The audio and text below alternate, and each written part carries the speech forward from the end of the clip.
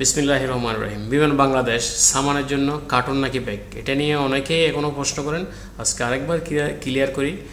Sharjah এবং Abu Dhabi airport, Sharjah এবং Abu Dhabi airport থেকে সব যাত্রীদের জন্য 45 কিলো সামানের জন্য একটি ব্যাগ বাধ্যতামূলক। এরপর আপনি একটি কার্টুনও করতে পারেন, চাইলে দুটোটা ব্যাগও করতে পারবেন, কিন্তু একটি ব্যাগ আপনাকে বাধ্যতামূলক করতে হবে, আর একটি কার্টুন করতে পারবেন। আর যাদের টিকিটের সামান থাকবে 20 কিলো, আপনারা ব্যাগও নিতে পারবেন, কার্টুনও নিতে পারবেন, আপনাদের এক্ষেত্রে কোনো নিষেধ নাই। আর দুবাই এয়ারপোর্ট থেকে যারা যাবে, অনলি দুবাই এয়ারপোর্ট থেকে যারা যাবে তাদের জন্য 2টি কার্টুন এখনও আগের মতো আছে, 2টি কার্টুনও নিতে পারবেন। আর সবচেয়ে যেটি প্যারাশানিতে ভুগেন প্যাসেঞ্জার, সেটা হচ্ছে হ্যান্ডব্যাগ নিয়ে। হ্যান্ডব্যাগ বিমান বাংলাদেশে অনেক সময় 10 কিলো ছেড়ে দেয়, আবার অনেক সময় 10 কিলোর জন্য আটকায় রাখে। এই হলো প্রবলেম। সেক্ষেত্রে আমি যেটা বলবো সেটা হচ্ছে, আপনি হ্যান্ডব্যাগটা যদি 10 কিলো নিতে চান, তাহলে হ্যান্ডব্যাগটা নেবেন ছোটো, যেটা নজরে ছোটো দেখায়। তাহলে ছোটো দেখালে ওটা আর মেপে দেখে না।